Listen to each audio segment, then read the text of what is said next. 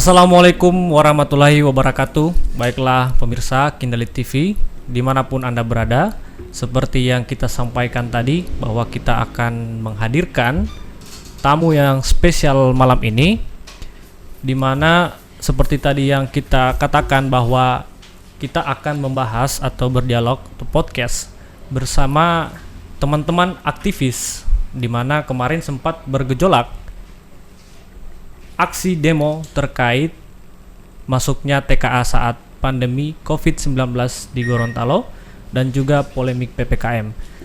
Jadi malam ini saya sudah bersama dengan Bro Arlan ya, dan juga Bro Jeki. Ini sangat masih muda-muda tapi mempunyai hati yang memang benar-benar untuk masyarakat ya. Jadi untuk pertama ya, kita perkenalkan dulu ya. Bro Jeki dengan Bro Arlan. Silakan Bro Arlan, perkenalkan. Terima kasih. Perkenalkan, nama saya Arlan. Kebetulan memang nama saya cuma segitu, pendek. Orang Jawa?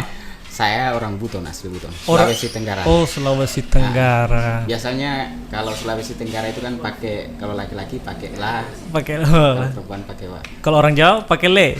Dia tuh le. Ya. Jadi asli dari Buton. Asli dari Buton. Jadi tidak, namanya memang cuma Arlan. Iya.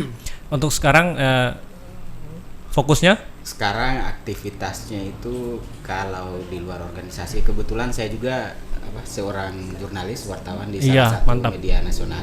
Mantap. Media Indonews.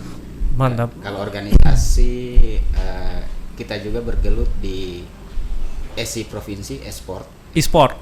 E-sport provinsi. PUBG, ML ini. PUBG, ML. Kemarin kita sempat mengadakan pertandingan ya. Turnamen. Turnamen Bayangkara e-sport. Wow, mantap, keren. Luar biasa. Oke, selanjutnya dengan Bro. Oke. Saya akrabnya disapa oleh teman-teman itu Jack. Bang Jack, Bung Jack. Oke. Teman saya yang sering panggil. Oke, familiar ya nama. Iya. Nama pasaran. Oke, selanjutnya Bung Jack. Nama lengkapnya? Iya, saya nama lengkapnya Zakaria. Zakaria. Cuma itu, tidak ada marga dan seterusnya. Orang Jawa lagi? Bukan. Oh, saya juga keturunan Buton. Wow, masih saudara ini berarti saudara. Oh, luar biasa ya, Sulawesi Tenggara. Iya, Bapak Sulawesi Tenggara kebetulan di Buton. Oh, ibu orang sih? Tidak juga. Oh, jadi blaster, tidak blaster juga? Iya, blasteran. Blasteran ya. Oh, siap. Oke, itu tadi perkenalan ya bersama Bro Arlan dan juga Bro Jeki atau Bung Jack ya. Asik. Oke, baiklah pemirsa. Pada hari Senin tanggal 26 Juli 2021 itu kemarin ada aksi demo terkait polemik PPKM dan juga masuknya TKA atau tenaga kerja asing ke Provinsi Gorontalo selama masa pandemi COVID-19. Itu pada saat masa PPKM Gorontalo atau enggak? Iya, PPKM diberlakukan. Jadi pada saat PPKM sedang diberlakukan, ada tenaga kerja asing masuk, benar ya? Iya, benar. Benar ya? Oh. Itu dapat infonya dari mana? Soal kedatangan 6 TKA itu kebetulan kan ada teman-teman juga yang kadang standby di bandara. Dan bertemu dengan 6 orang TKA itu. Iya. Nah, maka diliputlah, kemudian disampaikan kepada kami bahwa ini di tengah pandemi kok ada TKA yang masuk. Aturannya seperti apa sebenarnya? Nah, itu jadi pertanyaan kalian. Nah, selanjutnya? Makanya itu jadi polemik buat kami. Kehadiran 6 TKA itu setelah kami telusuri kedatangannya di sini, mereka datang bekerja di salah satu perusahaan yang ada di Provinsi Gorontalo. Cuman yang jadi persoalan, kemudian kita dapat informasi bahwa TKA ini datang dengan menggunakan visa kunjungan. Sementara visa kunjungan, visa liburan ya? Visa liburan, bukan visa untuk kerja. Bukan visa kerja. Kan beda ya? Itu yang jadi polemik. Makanya kok bisa datang di sini, datang bekerja tapi visanya visa kunjungan. Visa kunjungan. Sementara di PPKM itu kan kalau masih visa wisata atau kunjungan masih dilarang untuk masuk. Betul. Apalagi ini perjalanan internasional kan. Iya. masyarakat aja susah untuk keluar daerah, sangat susah ya. Sangat susah sekali. Tapi menurut ini dari tenaga kerja asing masuknya. Masuk. Bisa tahu nggak yang masuk itu tenaga kerja asing dari mana ya? Yang masuk itu kemarin itu 6 orang itu dari Cina semua. Dari Cina semua ya? Ada kok, kita dikirim foto-fotonya sama paspornya, nama-namanya itu. Ada. Paspornya itu ada, tapi tulisannya tulisan Cina kan. Jadi agak susah kita bacanya. Bukan agak susah, memang tidak tahu. Tidak tahu ya. Cingpai lah gitu. Memang ya. Terus selanjutnya menurut Bang Arlan sendiri sebagai aktivis itu seperti apa pandangannya Bang Arlan pribadi? Kalau soal pandangan saya sebenarnya kita tidak melarang negara asing untuk bekerja di satu daerah yang ada di Indonesia. Hanya saja memang harusnya hadirnya investasi di satu daerah itu berpihak kepada masyarakat lokal dulu. Harusnya berpihak kepada masyarakat lokal. Artinya apalagi di situasi pandemi seperti ini terjadi PHK di mana-mana, pengangguran di mana-mana, harusnya yang paling diutamakan dulu masyarakat di satu daerah itu.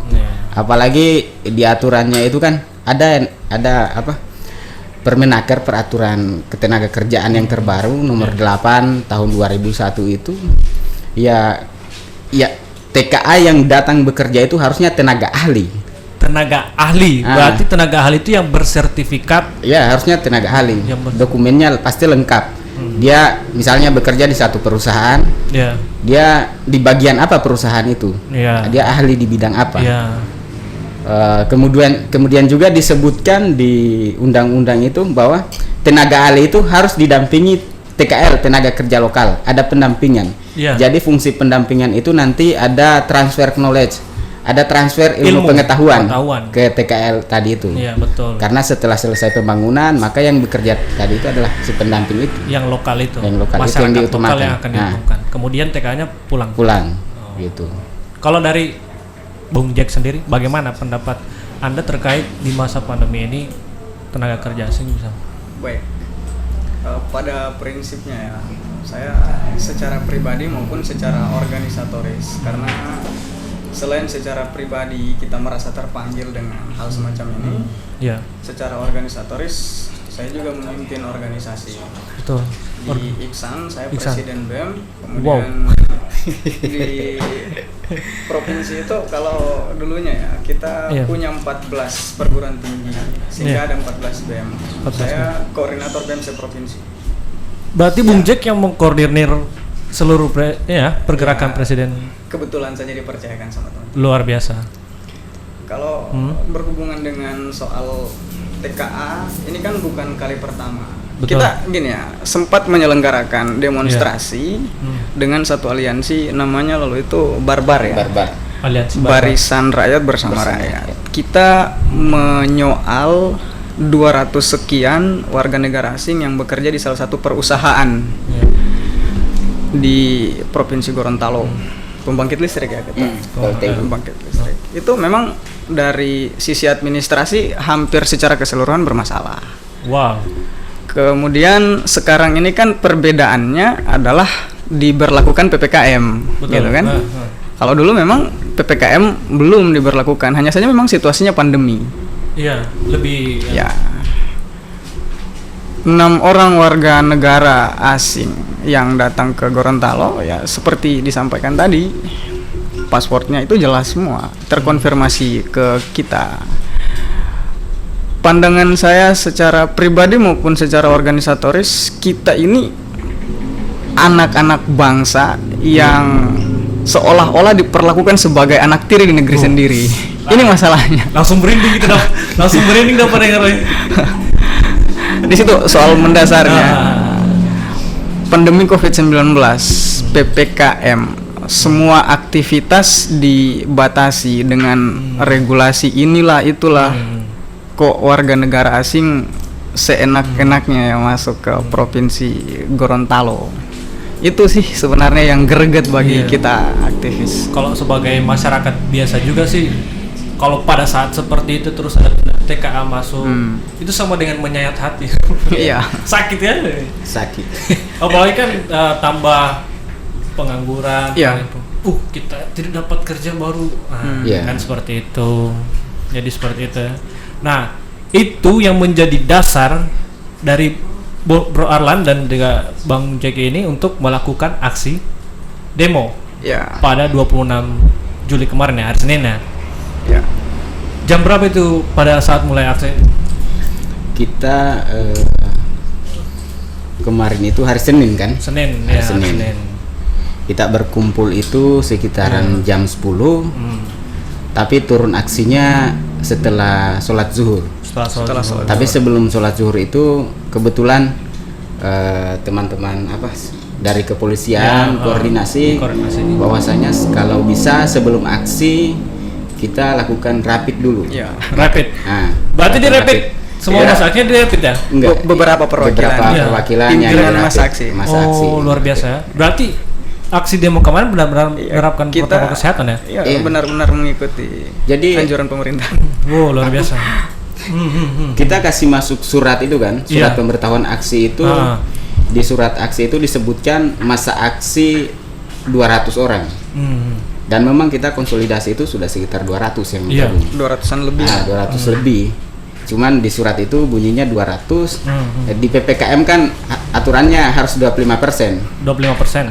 Maka yang turun hanya sekitar 50-an kemarin. 50-an, betul. Nah, Itu sudah mewakili. sudah sesuai aturan Iya. sebenarnya kita tuh. Di Karena- rapid, kita pakai masker juga. Karena Bro Alan dan juga Bro Jack itu benar-benar mendukung sekali program untuk ini ya, Iya. untuk protokol kesehatan ya. Iya, iya. Terus ada berapa lokasi kemarin yang ini? Tunggu sebelumnya ini dulu. Kalau Bro Arlan pada saat demo itu bertindak sebagai Saya fungsinya kemarin itu sebenarnya bertindak sebagai negosiator negosiator. di lapangan. Ketika kita misalnya akan melakukan audiensi, misalnya kita Ya. turun ke imigrasi, negosiator dulu untuk audiensi. Oh, siap. Kalau Nah. kalau Bro Jack Kalau saya kemarin dipercayakan sama kawan-kawan masa aksi ya sebagai moderator aksi. moderator aksi. Ya, jadi moderator aksi itu yang mengatur jalannya, ritmenya, Iya, betul. itu semua dilakukan oleh moderator aksi, termasuk para orator yang akan menyampaikan aspirasinya di Iya. alat pengeras suara. Itu semua dinamisator dan terpimpin di moderator aksi. Moderator Ya. aksi. Wah, berarti sangat vital sekali ya. Nah, terus kemudian yang untuk lokasi aksi kemarin itu ada berapa lokasi? Kita kemarin 3 titik ya ketua. Iya. 3 titik ya. Dinas imigrasi, kemudian Dinas imigrasi. Dinas ketenagakerjaan, Nakertrans. ya Naker. Oh, ini provinsi semua ya? Iya, provinsi. Nah, Terus? imigrasi Kanwil. Kanwil. Kementerian Wilayah. Ya. Kementerian Wilayah. Oh. Terus Terakhir kita titiknya di kantor DPRD provinsi. ada 3 titik ya? Ya, 3 titik. Iya. Kalau untuk selanjutnya di titik pertama itu bagaimana respon dari pihak imigrasi? Mungkin kita dulu ya sebentar. Coba kita- Saya punya catatan sendiri. Pada saat kita tiba di titik lokasi pertama di Kanwil Imigrasi, kebetulan teman-teman masih menyampaikan orasinya masing-masing kan, Iya. masing-masing orator menyampaikan persoalan-persoalan. Kemudian Kepala Imigrasi hadir menjawab apa yang disampaikan dari persoalan tersebut. Hanya saja memang ketika saya ini kemarin mendengar jawaban dari Kepala imigrasi. Kepala Imigrasi merasa kurang puasnya karena yang dijawab tidak substansial dari persoalan kami. Dia hanya menjawab fungsi bandara di sini, bahwa bandara di sini bandara domestik, bukan bandara internasional. Mereka tidak memiliki kewenangan memeriksa visa ataupun paspor di bandara domestik. Padahal yang kita tanya bukan persoalan fungsinya untuk memeriksa atau tidak.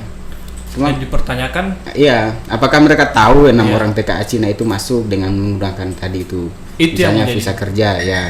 tapi mereka menjawab Iya. pertanyaannya A, Jawabannya lain. Makanya kita kurang puas. Makanya kemarin itu kita bilang kalau begitu Pak nanti kita ketemu di RDP, rapat dengar pendapat. RDP. Nah, supaya di situ lebih terbuka.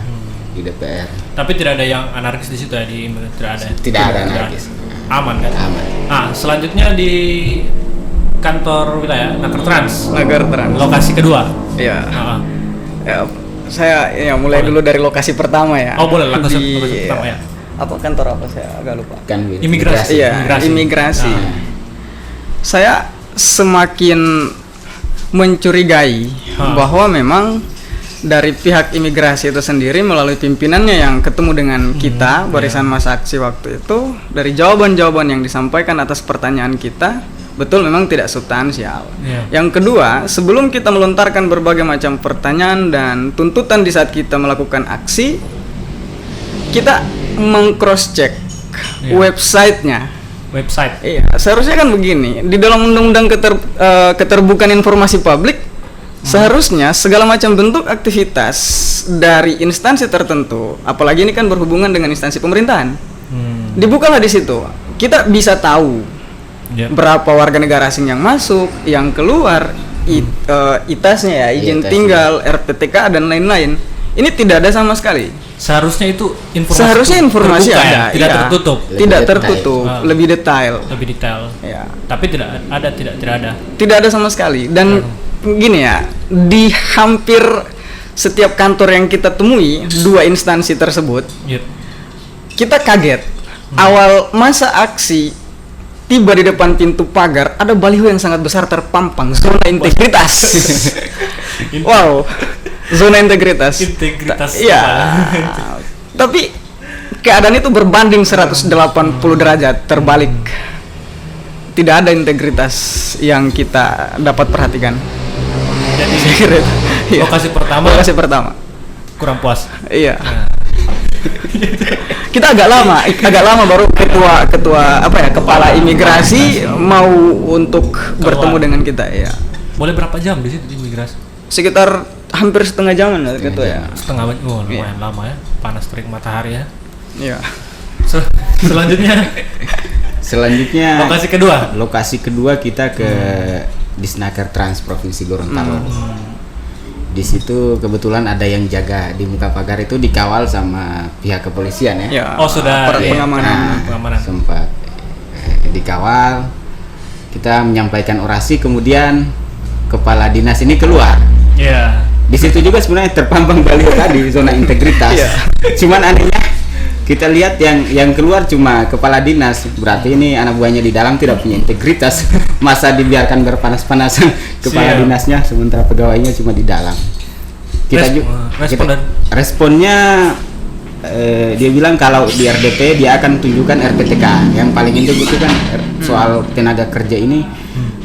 Kan ada rencana pengadaan tenaga kerja asing, itu RPTK. Rencana pengadaan tenaga kerja asing. Itu diadakan oleh satu perusahaan. Misalnya GLP yang mengadakan itu untuk bekerja di PLTU. Itu per RPTK-nya itu per tahun atau RPTK-nya itu sesuai di RPTK itu kan dijelaskan dia akan bekerja, dia ahlinya di mana, kemudian penempatannya di mana, disampaikan, dijelaskan di RPTK itu ada rencana penggunaannya. Kemudian disetujui oleh kementerian. Oleh Nakertrans ya. Iya. Oleh kepala dinas kemarin dia bilang dia siap akan datang di RDP rapat dengar pendapat di DPR nanti, dan dia akan kasih lihat itu. RPTK itu dokumen-dokumen RPTK. Jadi dia belum memunculkan dokumen-dokumen itu nanti pada saat RDP. Itu di lokasi kedua bagaimana responnya? Puas? Lokasi kedua itu hampir ricu ya kemarin. Karena kita tidak tahu yang gondrong itu tiba-tiba teriak marah-marah sementara kita ada yang masih menyusup. Iya, dibilang menyusup ya gimana ya? Kita di luar pagar, dia teriaknya di dalam pagar. Tapi itu jelas bukan masa aksi. Bukan masa aksi. Oh, jadi itu yang sering bikin ricu ya? Iya, itu ya? Biasanya gitu. Oh, antara aktivis atau apa? Membuat ricu saja ya? Iya. Seperti itu ya. Kalau dari yang turun kemarin itu dari apa ya? HMI atau dari kita aliansi apa? Nama aliansinya kemarin Aliansi Masyarakat Pemuda Peduli Gorontalo. Ampera. Oh, Ampera ya.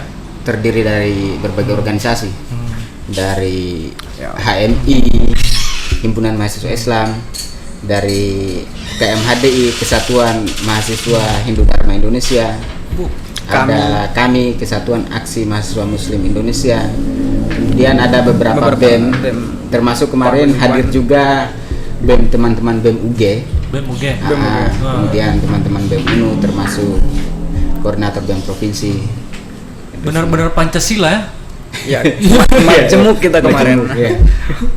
Dari Hindu Buddha Islam. Iya. Campur semua ya, BEM. Campur. Kebetulan korlapnya dari Hindu, ketua KMHDI. Wow, luar biasa. Si Andita. Putu Andita ya, Putu Andita. nama lengkap. Oh, siap. Terus yang selanjutnya, lokasi kedua, lokasi ketiga. Itu lokasi terakhir ya. Ya. Bagaimana? Di lokasi ketiga itu kita sempat bersih tegang dengan salah satu anggota DPR waktu itu. Awalnya kita masuk, biasanya ya pengalaman saya ketika melakukan unjuk rasa, kita dihadang dulu di depan pintu pagar masuk kantor Dewan Perwakilan Rakyat. Iya. Setelah kita orasi-orasi di situ, mungkin tim negosiator yang bertugas melakukan tugasnya, kemudian kita dipersilakan masuk menyampaikan orasi di depan kantor, bukan di pintu pagar. Depan gedungnya. Di depan gedungnya. Tapi kemarin itu memang kita langsung dipersilakan masuk. Saya analisisnya begini. Kita masa aksi sekitar 4 sampai 50-an ya tuh, Satpol PP 2 kali lipat dibanding jumlah kita. Wow. Aparat kepolisian ya boleh dibilang hampir 2 kali lipat juga. Jadi memang betul-betul kita merasa terjagai waktu itu. Hanya saja memang ada bersih tegang ya ketua. Bersih tegang ya. Ya dengan salah satu oknum anggota DPR. Iya. Dari responnya dari mereka bagaimana? Itu yang kita kok merasa kayak semacam menyayangkan juga. Memang kita paham bahwa ada hal yang diperintahkan secara nasional sehingga daerah memang tidak bisa berbuat banyak. Misalnya 6 orang WNA ini ya, TKI ini yang masuk TKA maksudnya. TKA yang masuk ke Gorontalo. Dari jawaban imigrasi ya tuh. Imigrasi memang menyampaikan ini bukan kewenangan kita dan persis hampir sama jawabannya. Cuma yang kita pertanyakan di situ adalah fungsi legislasi, controlling. Waktu ketua masuk ke dalam kantor untuk melakukan komunikasi waktu itu, kan pihak dari beberapa anggota DPR juga kelabakan. Loh, kita tidak tahu ada 6 orang yang masuk. Iya, itu yang gimana ya? Terus kita kok semacam mungkin belum ada laporan ya. Itu yang kita sayangkan. Terus dari pihak DPRD menjanjikan apa nanti RDP ya? Pihak DPRD kemarin menyuruh kita bersurat dulu, memasukkan surat permohonan untuk RDP. Ya tadi siang kita masukkan suratnya untuk permohonan RDP. Ya, mantap itu bro. Tapi waktu itu memang beberapa anggota DPR menjaminkan ke kita bahwa ya kita akan segera proses ini dan RDP akan dilaksanakan, dan kita pegang teguh janji anggota DPR. Iya. Karena biasanya memang orang suka mengundang kalau ada laporan, ada surat masuk, nah, itu akan diagendakan di komisi terkait. Nah, itu akan diundang itu pihak imigrasi serta Naker Trans itu. Nah, akan dipertanggungjawabkan di situ. Nah, itu nanti asik itu harus dengar langsung itu, nanti kita up juga DP selanjutnya seperti apa. Kita berharapnya sih surat kita benar-benar diterima kemudian dilakukan RDP. Karena di surat itu kita berharap selain 2 dinas tadi yang diundang, Kanwil Imigrasi dengan Disnaker, diundang juga perusahaannya, ada PLTMH, ada PLTU. Karena kemarin itu selain isu kedatangan TKA di tengah pandemi, isu lainnya izin tinggalnya yang sudah jatuh tempo, ITAS-nya. Karena visanya visa kerja kan sudah melampaui batas tinggal. Di visa kerja itu ada yang namanya juga tertera izin tinggalnya. Dulu ada namanya KITAS, kartu izin tinggal terbatas. Sekarang ITAS, izin tinggal terbatas. Jadi berapa bulan misalnya dia selama bekerja di sini berapa bulan. Nah, ada beberapa data yang kami dapat itu, misalnya di PLTU Garut itu ada beberapa TKA yang itasnya sudah jatuh tempo. Harusnya kalau tidak diurus ya dideportasi, pulangkan saja. Ya. Nah, Karena sudah habis ya. izinnya. Begitu juga di PLTMH. Di PLTMH itu TKA ini kan yang bekerja adalah tenaga ahli. Sementara ada satu TKA yang bekerja di sana itu bukan sebagai tenaga ahli karena dia bagian di alat berat. Menjalankan alat berat. Iya. Tidak sesuai dengan keahlian atau Iya. kemampuan. Saya rasa kan kalau menjalankan alat berat bukan sebuah keahlian itu. Tapi ada izinnya sendiri. Nggak tahu kalau ada izinnya atau tidak. Iya. Dugaan kita ya Nah. pasti ada izinnya lah. Iya. Makanya kita harus hadirkan itu. Kayaknya banyak masalah kan. Iya. Karena sayang sekali ya, maksudnya banyak sekali warga Ya, warga sekali. Gorontalo, masyarakat yang sangat memang membutuhkan kerja, apalagi sekarang pandemi COVID-19. Terus kemarin pendapatan daerah itu turun Ya. sekian persen. Jadi kan otomatis ada juga PHK, Ya. pendapatan ekonomi masyarakat juga menurun. Seperti itu kan. Terus selanjutnya kalau harapan yang Bro Arlan. Kalau apa ya? Kalau soal harapan nih, bicara harapan kita di tengah pandemi seperti ini, yang paling utama kita berharapnya situasi ini cepat selesai. Betul. Hanya memang kita juga berharap pemerintah dalam menekan angka laju pertumbuhan COVID-19 harusnya mereka lebih humanis. Mereka lakukan langkah-langkah persuasif dan lebih humanis, tidak boleh arogan. Betul. Tidak Itu boleh saya main, setuju. tidak boleh main-main angkut saja. Langsung apa angkut semua, dagangan, langsung aduh. datang dengan secara emosional. Iya, Karena betul.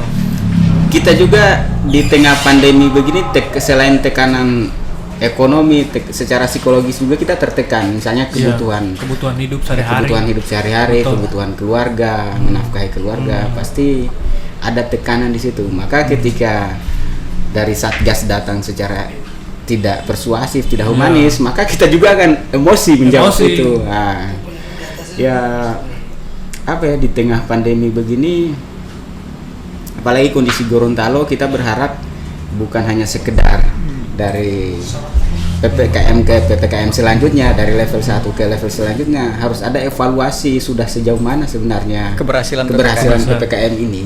Karena kalau tidak akan menimbulkan ketidakpercayaan masyarakat terhadap pemerintah dalam menekan angka COVID ini. Karena kita tidak tahu evaluasinya seperti apa sekarang. Betul. Itu juga sih. Kalau dari project, Saya kira begini, harapan yang pertama ya. iya. Pemerintah provinsi, kota maupun kabupaten tidak ikut-ikutan seperti provinsi-provinsi lain. Artinya apa? Memang harus betul-betul memperhatikan fakta-fakta di lapangan. Yep. Jangan karena ibu kota Jakarta, kota-kota besar lainnya itu mengadakan pembatasan ini PPKM, kemudian Gorontalo pun ikut-ikutan. Namun fakta di lapangan ini kan rakyat yang menjerit. Betul. Nah, Banyak coba kita saksikan fakta di lapangannya, warkop yang tutup. betul. Coba kalau kita mau terus terang tanya pendapatan sebelum diberlakukan PPKM atau sebelum COVID-19, pasti jauh dibanding Jauh. dengan hari ini. Iya. Itu masalahnya. Belum lagi pedagang-pedagang yang lima. kaki lima dan seterusnya. Artinya apa? Ini dibutuhkan daya analisis dan pengamatan fakta empirik di lapangan, bukan hanya karena ikut-ikutan dengan daerah lain. Seharusnya seperti Ya, betul bahwa namanya pemerintah di mana-mana mencari trust, kepercayaan masyarakat. Masyarakat. Ya, demi elektabilitas. Kira-kira begitu. betul sekali. Ah, jangan sampai yang terjadi adalah public distrust. Ketidakpercayaan publik terhadap segala macam bentuk aturan ataupun kebijakan yang dilakukan oleh pemerintah baik provinsi maupun kabupaten kota. Itu. Jadi intinya PPKM setuju atau ada syarat? Setuju tapi ada syaratnya. Ya, kalau soal syarat ya, setuju dengan tidak setuju, ini kan tetap diberlakukan. Iya. Setuju tidak setuju, saya kira harus ada evaluasi besar-besaran. Harus ada evaluasi. Lihat dan saksikan fakta-fakta di lapangan, kemudian keluarkan satu kebijakan, bukan karena persoalan ikut-ikutan. Itu yang ingin Iya. kami tekankan. Siap. luar biasa sekali ya. Baik pemirsa, itu sepenggal cerita dari teman-teman Bro Arlan dan juga Bro Jack terkait aksi kemarin pada saat merespon terhadap kedatangan TKA di Provinsi Gorontalo pada saat pandemi COVID-19. Itu ya. Soalnya ada lagi yang mau ditambahkan dari Bro Arlan atau Bro Jack? Saya begini, PPKM ini kan berjilid, pakai level. Jadi antara ayam geprek dan PPKM itu pakai level 1, 2, 3. 1, 2, 3, 4. Iya 4. Saya tidak tahu persis ya. Nanti level selanjutnya ini masuk pada angka berapa? Tingkat kepedasannya seperti apa? Mungkin upaya untuk mengamankan juga seperti apa? Sehingga kita berharap bahwa pihak aparat pengamanan pemerintah di dalam melakukan kebijakan semacam ini tidak arogan dan tidak represif. Kasihan rakyat kecil. Kita banyak ya belajar dari daerah lain. Banyak contoh itu tersebar di hampir semua media persurat kabaran. Bahwa ada pedagang yang diangkut, dihambur begitu saja. Ada. Di Gorontalo ada ya. Kalau di Gorontalo itu belum terkonfirmasi ke kami. Andai kata ada kita pressure. Mantap. Itu harapannya sih jangan terjadi lah di Provinsi Gorontalo. Level 1, level 2, level 3, level 4. Kalau untuk level ini kayaknya diberlakukan gimana ya aturannya? Saya kurang paham juga. Cuma kayak kamu boleh masuk ke warkop, ke warung makan, tidak boleh lebih dari 20 menit. Lebih dari 20 menit ya kamu bungkus makan di rumah. Iya, ada begitu. Iya, aturan sekarang seperti itu. Karena level itu menandakan ketika masuk di warkop atau rumah makan, kalau levelnya sudah 3 atau 4 makin pedas pantat untuk duduk. Jadi pulang saja. Itu ayam geprek, Bro. Iya gitu ya. Ayam geprek sampai yang 15 malah. Selanjutnya. Oke. Kalau Bro Arlan. Iya. Saya melihat kebijakan PPKM ini penegakannya terlalu normatif, begitu-begitu saja. Yang dilakukan pembagian masker, kemudian melakukan razia di warkop-warkop, begitu polanya seperti itu penanganannya. Tidak ada formulasi baru untuk penanganan itu. Kalau saya misalnya formulasi baru misalnya untuk menekan laju pertumbuhan COVID ini, penerbangan internasional misalnya ditutup dulu karena kita tidak tahu mereka datang di sini, jangan sampai ada membawa virus varian baru, corona varian baru, kita tidak tahu. Karena varian Delta itu sebenarnya kan dari India. Ya, kemudian aturan untuk keluar masuk di satu daerah itu untuk kartu vaksinasi itu saya rasa harus dihilangkan karena karena saya hitung-hitungan statistiknya ini. Data penduduk warga negara Indonesia itu ada sekitar 280 jutaan ya. Sementara vaksin yang tersedia sekitar 80-an atau 80 ribu. Iya, 80 jutaan kayaknya. Jadi jika dibandingkan dengan 200 tadi hanya sedikit yang mendapatkan vaksinasi. Maka ketika melihat data statistiknya itu ya tidak adil saja kalau kita misalnya harus keluar satu daerah harus divaksin dulu, kemudian harus ada kartu vaksin. Perbandingan antara vaksin dan jumlah masyarakat tidak balance. Iya, tidak balance, jauh sekali. Tidak sampai 50% kalau misalkan kesediaan vaksin hanya 80 juta, sementara penduduk Indonesia sekitar 200 juta lebih, seperti itu. Kalau misalnya aturannya harus rapid atau swab ya kita oke saja lah, silakan, tidak apa-apa, itu wajib itu supaya memang untuk menekan itu tadi. Kemudian soal TKA, kita berharap pihak DPR memang menerima kita untuk melakukan RDP, rapat dengar pendapat tentang soal TKA ini. Karena dengan melakukan RDP ya mereka berpihak kepada masyarakat. Betul. Investasinya mereka berpihak kepada masyarakat. Kalau dari pandangan Bro Arlan sama Bro Jack terkait dampak PPKM, dampak PPKM terhadap ekonomi atau pendidikan sosial, ada sepengetahuannya Bro Arlan? Ya, dampak PPKM ini ada. Untuk di ekonomi tadi sudah ya. Kalau pendidikan lah. Pendidikan, dampak PPKM di dunia pendidikan misalnya. Pandangan lah, sepengetahuan. Sekarang kan semua tingkat satuan pendidikan itu mereka tidak lagi tatap muka tapi secara online. Online ya. Nah, baik itu sekolah, kuliah itu secara daring. Yang menjadi persoalan efektifnya dalam proses belajar mengajar itu, misalnya ada gangguan jaringan. Betul. Kemudian juga selain itu ada keluhan, misalnya kita misalnya warga yang tidak mampu, ada keluhan pemakaian paket data apa semua. Betul. Kemudian juga ada pergeseran nilai ketika kita misalnya kuliahnya secara daring atau tidak. Ada pergeseran nilai. Pergeserannya itu misalnya kita adabnya terhadap si dosen, si pengajar ini yang memberikan ilmu. Ya, kita mau ngapain saja secara online. Tidak. Si pengajar bahkan tidak tahu.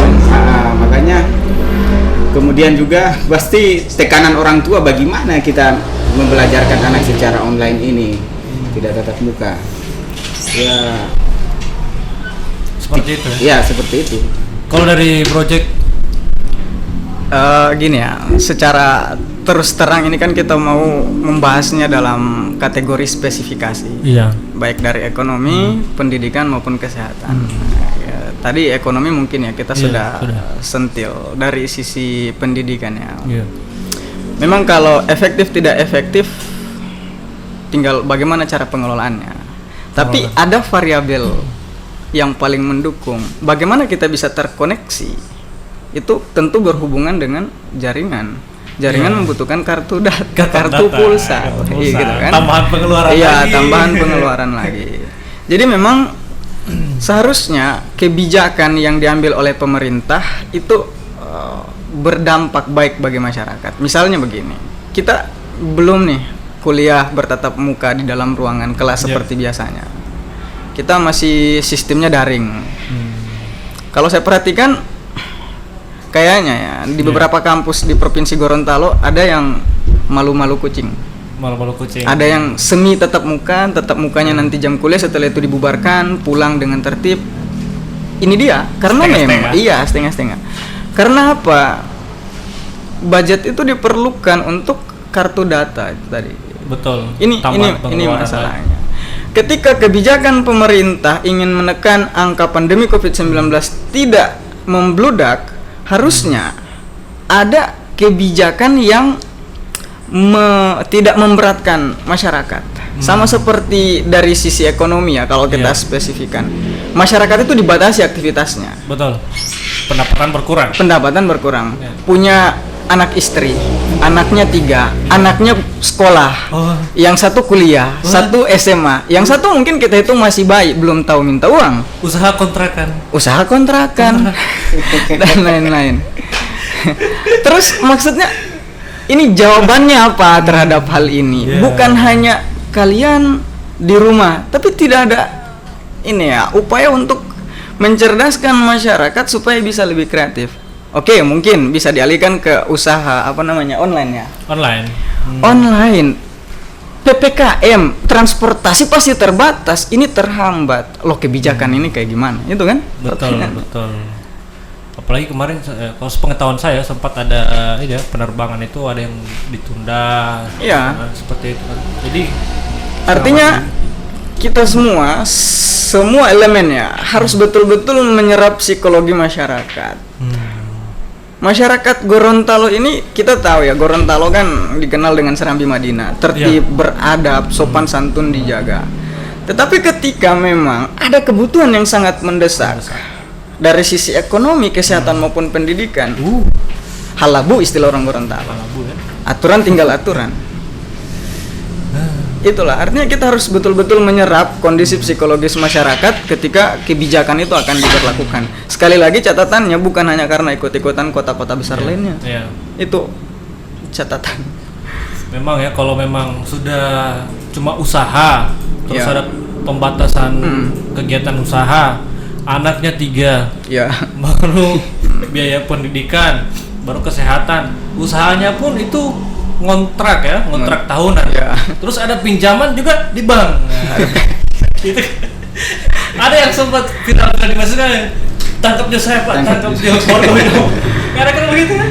Karena itu memang sudah Ya. tertekan sekali kan seperti itu. Gini Mas, Bung, kita kan sering beraktivitas, ketemu sama teman-teman aktivis, ketemu dengan driver online, Ya. ojek-ojek online. Ini sangat berdampak. Iya, ojek ya. Ya, pekerjaannya ojol, punya istri, punya anak. Ini berdampak, sangat-sangat berdampak. Betul.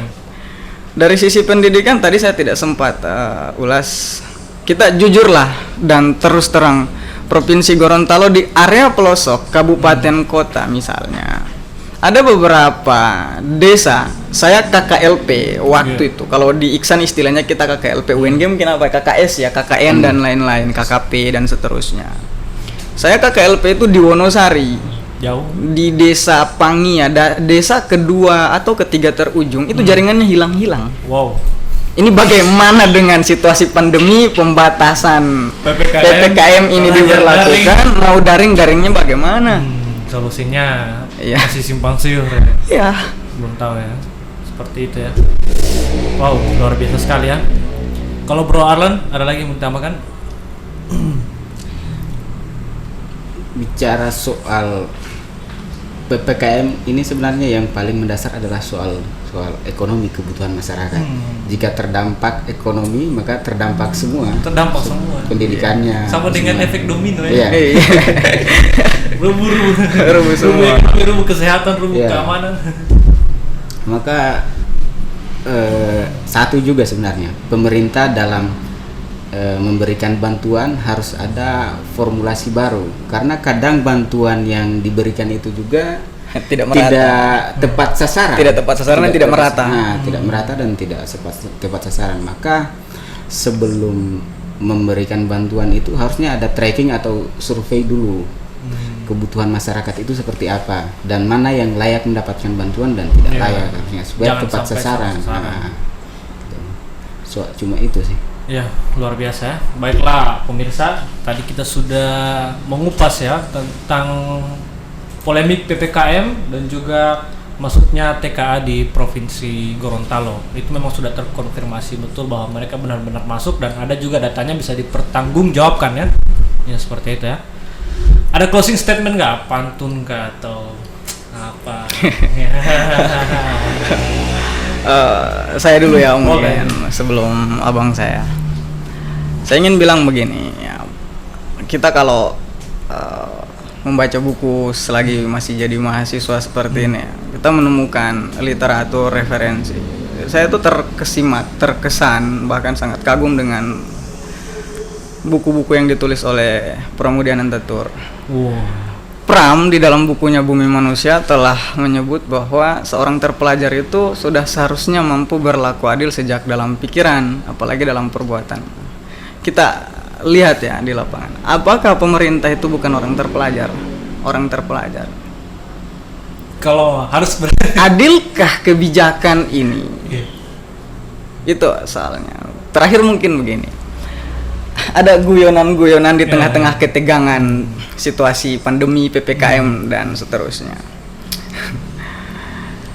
Si A mau mengurus dia untuk divaksin, tapi belum punya KTP. Setelah dia mau divaksin, dipertanyakan syaratnya itu harus ada KTP. Tapi dia belum ada KTP. Dia balik ke kelurahan untuk mengurus. Setelah di kelurahan, syarat untuk membuat KTP harus ada vaksin, sertifikat vaksinnya. Waduh. Ini kiri kanan oke. Kiri kanan oke. Kira-kira itulah dilematis yang Kiri kanan kena. Itu walaupun dalam konteks guyonan ya. itu bisa jadi bahan apa ya? Evaluasi buat Ya. pemerintah. Harus Mau memvaksin tapi tidak ada KTP. Mau mengurus KTP harus syaratnya divaksin. harus vaksin. Itu lucu juga ya. Itu asli terjadi ya. Ya, entah benar entah tidak itu, itu saya kira guyonan ya. memecah situasi suasana.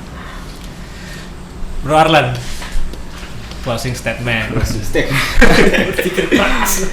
Berpikir keras ini. Saya kalau soal aksi itu pada dasarnya kita bergerak kan, mengadvokasi sesuatu. Maka saya melihatnya dalam mengadvokasi sesuatu itu kita tidak terlalu jangan melihat bahwa persoalan ini besar, persoalan ini kecil. Hanya memang kita hadir karena panggilan hati nurani. Kalau Bunda Teresa bilang, kita tidak perlu melakukan hal yang besar. Yang kita lakukan adalah hanya dengan cinta yang besar, walaupun yang kita lakukan itu hal kecil. Saya rasa begitu. Tidak perlu melakukan hal yang besar. Tidak perlu melakukan hal yang besar. Cukup Ya, cukup dengan cinta dengan yang besar. hal yang kecil, namun dengan cinta yang besar. Wuih, luar biasa. Oke. Baiklah, pemirsa, demikian ya. Demikian dialog kita pada malam hari ini atau podcast bersama para aktivis ya yang sudah berjuang keras untuk menyuarakan, termasuk mewakili aspirasi rakyat ya, termasuk sangat membela rakyat. Jadi kita sangat support yaitu sebagai bahan evaluasi juga buat pemerintah, karena ini dari sisi, kalau dari pentahelix itu masuk dari pandangan masyarakat atau LSM lah terkait apa yang terjadi di Provinsi Gorontalo seperti itu.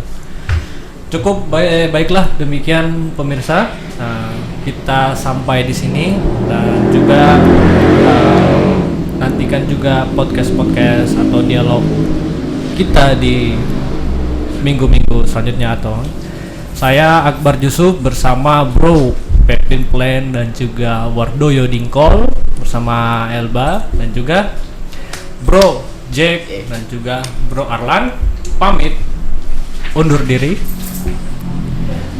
Wassalamualaikum warahmatullahi wabarakatuh. Waalaikumsalam Waalaikumsalam warahmatullahi warahmatullahi wabarakatuh. wabarakatuh. Merdeka, merdeka, merdeka.